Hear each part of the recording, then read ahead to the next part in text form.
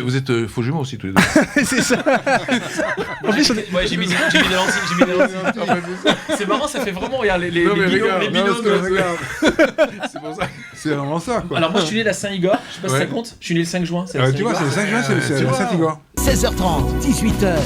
Arnaud, Lorino & Co. Personne ne veut le croire et pourtant c'est vrai, ils existent, ils sont là dans la tata. Ça nous rendra pas Mike Brandt. Radio Shalom. et on les avait promis, ils sont là, ils sont arrivés dans le studio de Ça nous rendra pas Mike Brandt. Igor et Grishka Bogdanov, bonjour. Oui, bonjour. Ah, bonjour à tous. En même temps en plus. Mais oui, évidemment, les On va gagner du temps en fait, parce qu'ils disent tout en même temps. On gagne absolument. Pour la sortie de votre nouveau livre. Alors vous en sortez combien de livres par an? Non, Il y a l'impression en gros, qu'on un en an. sort beaucoup, mais en fait on en sort un par an. Un seul Pas par plus. an. Ah oui, Un seul un par an. Donc, C'est le millésime. Le visage de Dieu, c'était l'année dernière. Non, c'était en 2010. Non, En 2010, Ah déjà. non, c'est en 2010. Ah, c'était il y a si longtemps que ça? Il y a déjà Bien longtemps. sûr. Le visage de Dieu. Oui. Ensuite, en 2012, en 2011, on a fait beaucoup d'autres choses au télé, donc on a pas. 2012, La pensée de Dieu. Là oui. 2013, très important ce millésime, La fin du hasard. fin du hasard. Et 2014, donc 3 minutes pour comprendre la grande théorie du Big Bang. Il y a une suite logique dans l'écriture de. Non, du livre. il y a une suite logique dans les trois. Dans le visage de Dieu, Oui. la pensée de Dieu et la fin du hasard, c'est une trilogie. En fait, ce sont 3 livres qui se tiennent, qui approfondissent le même message, en gros. C'est que l'univers n'est pas né par hasard et qu'il est parfaitement réglé.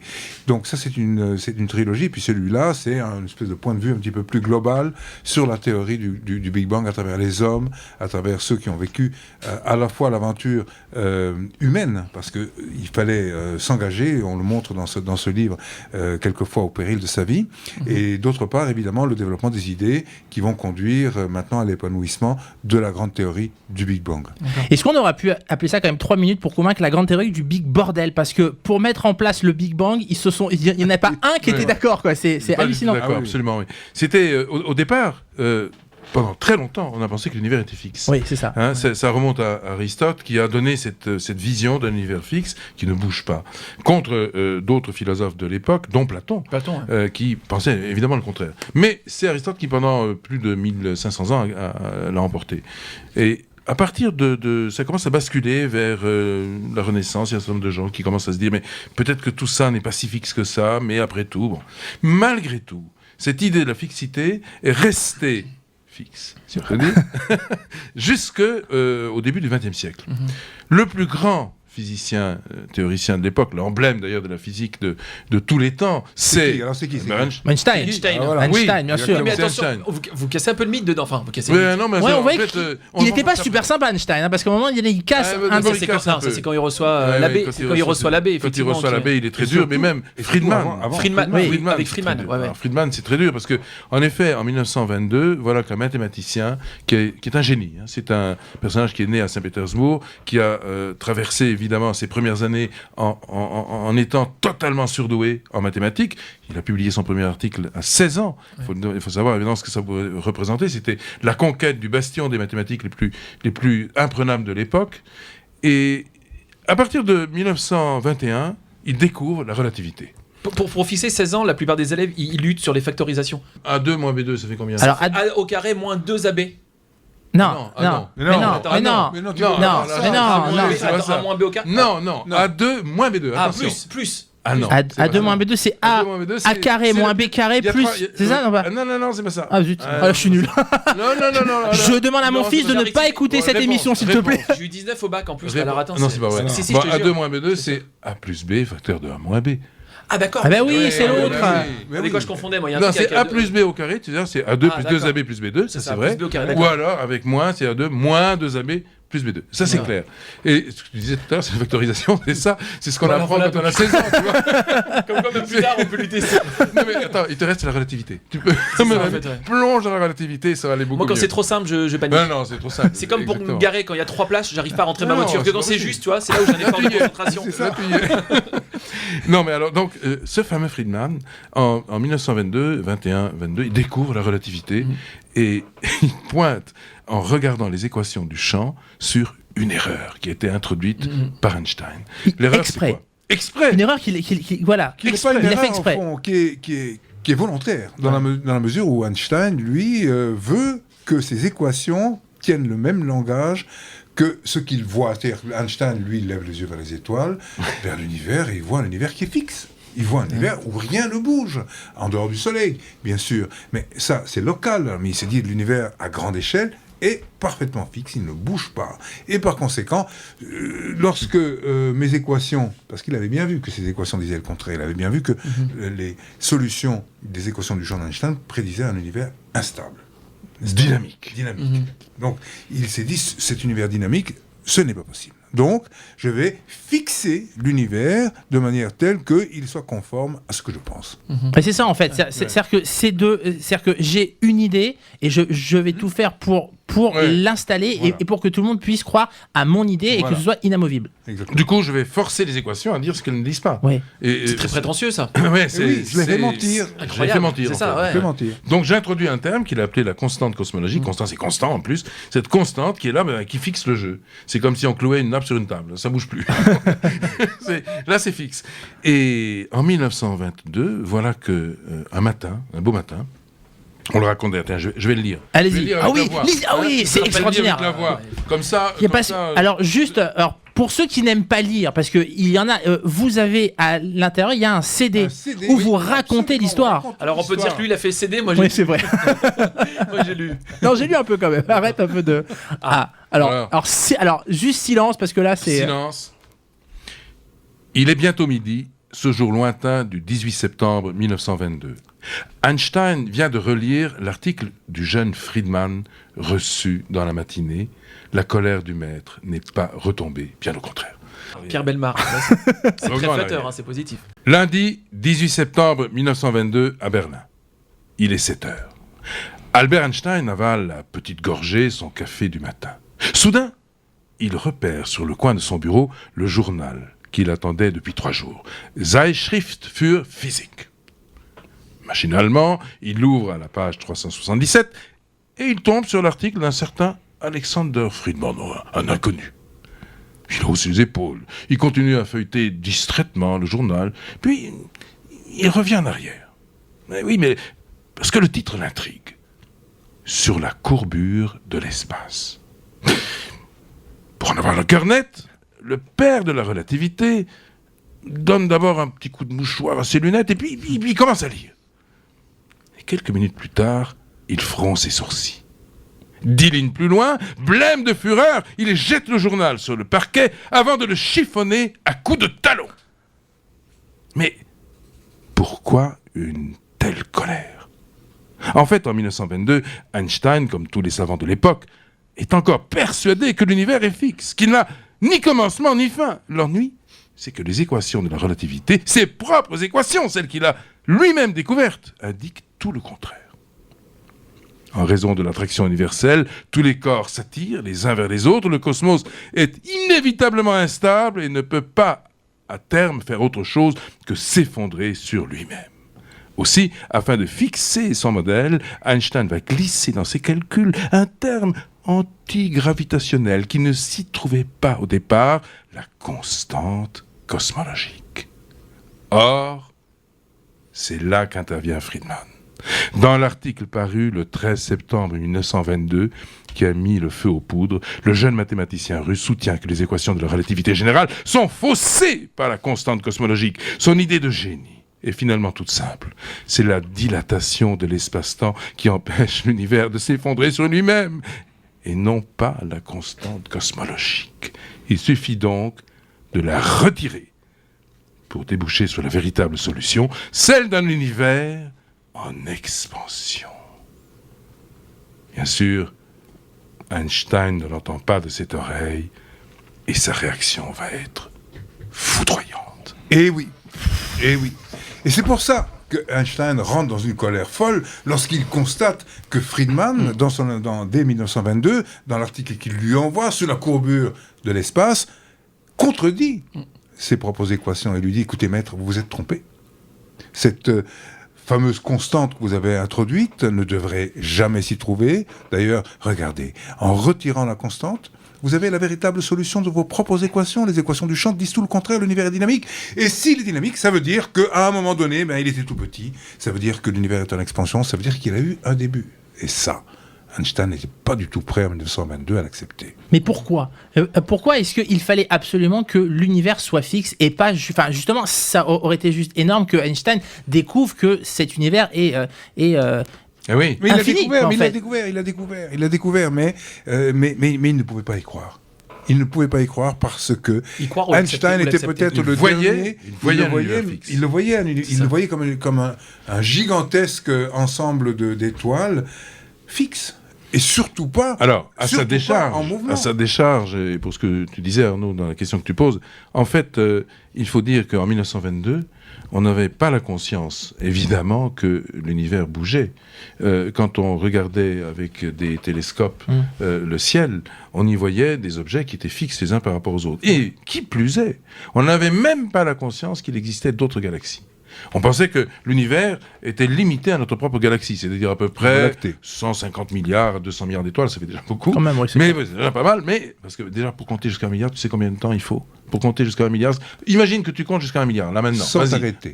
Sans m'arrêêter. Sans t'arrêter. Il me faut 3, 4, vas-y. 1 milliard. C'est beaucoup, c'est très long. C'est 1 milliard de secondes au minimum. Ah, voilà. 1 milliard de secondes, ça fait combien ? Beaucoup. Oui, pas mal. Attendez, je prends ma calculatrice. Excellent, bravo. Ça fait 80 ans. Donc 80 ans pour arriver à compter jusqu'à 1 milliard. Donc quand tu multiplies encore par 100, quand tu arrives quand tu arrives à 780 millions, 800, tu vas prendre beaucoup. Oui, le mot devient plus long. Déjà, c'est presque. Et puis, il faut reprendre sa salive et tout, c'est un peu compliqué. Oui, en entier. Donc, si on dit 100 milliards d'étoiles, évidemment, il faudrait déjà 8000 ans déjà pour compter simplement ce qui se passe dans notre galaxie. Mais revenons donc à cette représentation de l'univers à cette époque-là. Einstein était comme tout le monde. Il pensait que l'univers était limité à ce troupeau d'étoiles qu'on appelle la Voie lactée. Il n'y avait rien d'autre. Il a fallu attendre 1925, c'est-à-dire 3 ans plus tard, pour que un grand personnage qui va faire son entrée fracassante dans l'univers de l'astronomie, qui aurait dû avoir le prix Nobel d'ailleurs, mais qui n'a jamais eu. Non, avant lui, non, c'est un expérimentateur, si on peut dire observateur, c'est le grand Edwin Hubble. Oui. Grand d'ailleurs par la taille. Il a failli devenir champion de basketball. Ah oui. Et avocat. Et champion de boxe. Et champion de boxe. Donc c'était vraiment quelqu'un de très complet. Et il s'est dit non, en fait, je vais aller compter les étoiles. Finalement, je vais quand même regarder plutôt ce qui se passe ailleurs et dans le ciel. Et c'est lui qui a découvert qu'il y avait d'autres galaxies. Et en 1929, deuxième nouvelle, il démontre que l'univers n'est pas fixe, c'est-à-dire qu'en fait, que dans l'univers, il y a des objets qui se déplacent, ce sont les galaxies. Et cette fuite des galaxies a été prouvée expérimentalement en 1929. Et ça change tout, parce qu'Einstein, lui, va se rendre évidemment à l'observatoire du mont Wilson, là où Hubble a fait sa découverte, et il va se rendre à l'évidence. Oui, il ne peut pas faire autrement que constater que, évidemment, les galaxies, ces petits objets qu'on voit comme des... On le voyait à l'œil nu, c'est-à-dire qu'en fait, on peut voir la fameuse galaxie d'Andromède qui est distante de 2 millions et 200 000 années-lumière. Une broutille. Une broutille. Rien. On la voit comme une étoile. On la voit comme une étoile. Sauf qu'avec, évidemment, les moyens dont disposait le plus grand télescope du monde, de 1,54 m d'ouverture au mont Wilson, eh bien là, on a bien vu que ce qu'on prenait pour une étoile se résolvait en des milliards d'étoiles. Et que c'était donc une galaxie exactement semblable à la nôtre, la première galaxie sœur, qui a la même structure, le même âge, en gros, que la nôtre, et que cette galaxie, finalement, fait partie du grand univers, avec d'autres galaxies à côté, et que toutes ces galaxies s'éloignent les unes des autres. Là, on était confrontés visuellement, si on peut dire, au phénomène de l'expansion. Et à partir de là, évidemment, Einstein, lui, reconnaît que si l'univers est en expansion, si on rembobine ce grand film cosmique à l'envers, eh bien, on va tomber à un moment où l'univers est tout petit. Donc, il avait eu un début. C'est là que naît véritablement, dans l'esprit d'Einstein, l'idée que ceux qui défendaient la théorie du Big Bang avaient raison. Et donc là, on va commencer à faire toutes ces découvertes autour de l'univers. Il va y avoir plein de batailles et il y en a qui n'y croient toujours pas. Et justement, à quel moment est-ce qu'il va y avoir ce déclencheur, ce qui va dire, voilà, il y a un Big Bang, il y a un vrai début. Alors, il faut bien comprendre une chose. C'est que... à côté, si on peut dire, des découvertes scientifiques qui, elles, reposent sur des équations, et puis ces équations sont à un moment donné transformées ou plutôt confrontées à des observations. Il y a un autre univers qui est un univers idéologique. Et les idéologies, le poids des idéologies, s'est fait ressentir de manière absolument insupportable pour certains chercheurs, en particulier en Russie. où les 4 mousquetaires, c'est-à-dire les 4 élèves de Friedman, ont été persécutés. L'un d'entre eux a été tué parce que l'idéologie dominante, Gamow étant donc l'un des 4 mousquetaires sous Staline a littéralement persécuté les tenants de Bronstein que l'univers a quand même été c'est un génie. Bronstein était un personnage absolument extraordinaire. Bien sûr, il a dû sauver. Bronstein est quelqu'un qui a été le précurseur dans ce qu'on appelle la gravité quantique aujourd'hui. C'est la réunion entre 2 théories, la théorie à grande échelle et la théorie à petite échelle. Grande échelle, relativité, petite échelle, mécanique quantique. Et il a été un des précurseurs. Mais malheureusement, il n'a pas vécu assez longtemps pour aller beaucoup plus loin, puisque vers la fin des années 40, des années 30, pardon, 30, le voilà, en 30, oui, exactement, le voilà arrêté, torturé et fusillé. Donc, parce que en Allemagne et parce que juif. Parce que juif. Parce que juif, oui. Parce que juif, d'abord, je pense, et ensuite, en effet, parce que trop exposé dans l'idée que l'univers avait un commencement. Il fallait, en Russie soviétique de l'époque, que l'univers reste éternel. Pourquoi ? Parce que le marxisme de l'époque, le marxisme dominant, consiste à dire, c'est le matérialisme historique, que la dialectique l'emporte évidemment sur l'origine, et que la matière ne peut naître que de la matière ou de sa transformation. Mais il n'est pas question qu'il y ait une origine à la matière. C'est impensable. Et donc, à partir de là, évidemment, tout ce qui pouvait contredire ce principe, notamment l'idée de l'origine de l'univers, introduite par Friedman qui, je le rappelle, est mort dans des conditions relativement suspectes et peu élucidées en 1925, donc juste 3 ans après sa découverte. Donc Gamow lui-même pense qu'il a été victime d'un encerclement qui petit à petit aurait pu confiner à l'attentat, etc. Donc voilà, on en est à une époque où tout est très troublé et où cette idée de l'émergence de l'origine est profondément contestée. C'est encore plus violent dans l'Allemagne nazie. Dans l'Allemagne nazie, c'est très simple. En 1933, lorsque Hitler arrive au pouvoir, après la prise du pouvoir en tant que chancelier, il devient donc à ce moment-là le leader évidemment d'un régime barbare qui va apparaître. Ce régime barbare, la première chose qu'il fait, c'est condamner à mort, et puis il faut faire vite, condamner à mort au nom de, évidemment, l'opposition à la science juive, condamné à mort Einstein. Einstein s'était rallié à l'époque à l'idée de l'origine de l'univers. Donc, on fait d'une pierre deux coups. On va éliminer, évidemment, un grand savant juif qui était le symbole de la science de l'époque, mais d'un autre côté, on va aussi régler son compte à cette idée de l'origine. Condamné à mort et une somme extrêmement importante est mise sur sa tête. Oui. Un contrat. Mais bien sûr, un contrat. Un contrat qui s'élève à quelque chose comme l'équivalent de 2 ou 3 millions d'euros d'aujourd'hui. Ah ouais. Pour tuer Einstein, pour éliminer ce défenseur de la science juive, comme il l'appelait à l'époque. On parle de l'homme ou de ces théories de la relativité contre lesquelles justement ils étaient... Les deux. On parle de l'homme. Parce que oui, c'est pas uniquement l'homme aussi. Et des idées, évidemment, qu'il défend. Qui sont, du point de vue d'ailleurs de cette Allemagne de l'époque, il faut se souvenir qu'un livre va être publié à la fin des années, enfin avant la guerre, qui s'intitule « 100 savants contre Einstein ». C'est-à-dire qu'en fait, les scientifiques de l'époque, chez les Allemands, se sont mobilisés pour tenter de démolir la théorie de la relativité, qui leur paraissait absolument contraire à une science dite raisonnable. En fait, la science raisonnable, elle a été incarnée par un personnage qui est devenu le turiférin, enfin le grand inspirateur de la cosmologie nazie, qui s'appelle Heinz Horbiger. Il n'est pas très connu aujourd'hui. On l'a oublié, Horbiger. Et alors, la théorie de Horbiger était complètement folle. Elle consistait à dire que l'univers, il n'est pas chaud, il n'y a pas de chaleur dans l'univers, il n'y a que du froid, de la glace. Et en fait, les neiges sont éternelles, donc l'univers est éternel. C'est ce qu'il disait.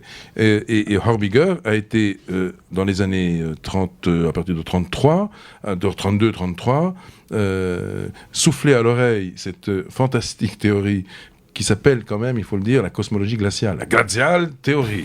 La glacial c'est théorie, toujours très joyeux. Glaciale, il a donné évidemment cette grande idée à Himmler, et Himmler, bien entendu, l'a transporté à son maître, et Hitler, donc, ne jurait plus que par ça. Puisque, au fond, le régime nazi devait durer 1000 ans, c'est-à-dire, en fait, l'éternité, il était évident que l'univers était éternel. Il n'y avait pas de frontières, ni en avant, ni en arrière. Et donc, l'univers... quand il entend dire par Einstein qu'après tout il y a des limites, c'est insupportable et il y a une bonne raison de plus pour mettre sa tête à prix. À l'heure de la fonte des glaces, c'est. T'es en train de relancer une théorie. C'est ça en fait. La théorie, c'est pas une nouvelle théorie. Venez, on écrit une nouvelle théorie là dès maintenant. Ça va être très sympa. Oui. Bon, on va faire une petite coupure et puis on revient tout de suite dans Ça nous rend à Paris Brand avec les frères Bogdanov. À tout de suite.